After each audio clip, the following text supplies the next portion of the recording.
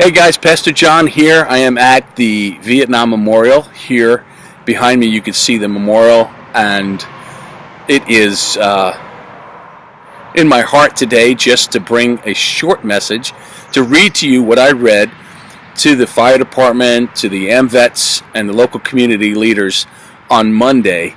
I believe it's important as we celebrate Jesus once a month in communion. We remember his sacrifice, his body being broken, his blood being shed. And Jesus said, "Do this in remembrance of me." And we remember that we've been delivered from the curse. We've been delivered from poverty and from sin. He became poor so we could become rich. He became cursed so we could be blessed. He became cursed so we could be blessed. He became sin so we could become righteous. And we need to remember that and be reminded how we're to love one another as he has loved us. So I'd like to read this to you. I think it's an honorable thing to do. I think we should do on a regular basis as the nation celebrates, as the nation honors.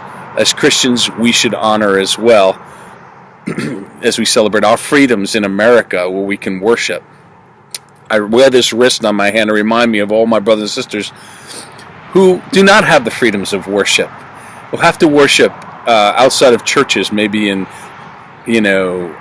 places that don't look like churches, but they celebrate and they're happy and they're serving God. And some of them are very hostile environments where Christianity is not free. But there are men and women who gave their lives for the freedoms that we have to worship.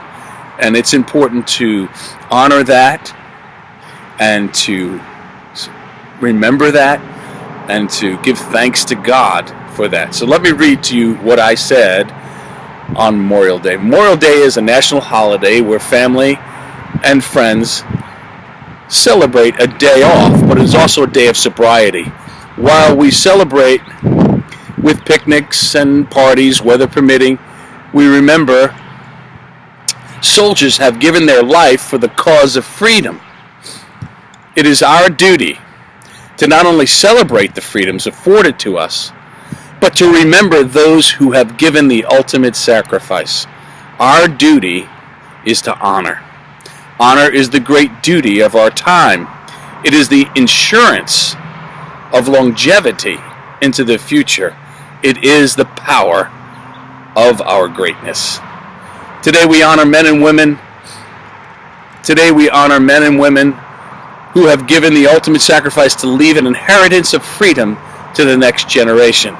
Through their courageous acts of service and selflessness, we maintain our freedoms of worship, freedoms to prosper, freedoms to choose those who govern us.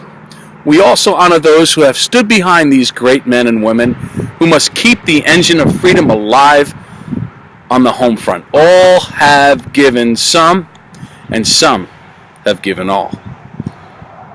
Our Lord Jesus Christ has taught us that greater love has no man than this, that he laid down his life for a friend. This is our duty, our honor, to remember. And so we want to give thanks. Would you give thanks with me, Father? Thank you for the freedoms that we have been afforded here in America.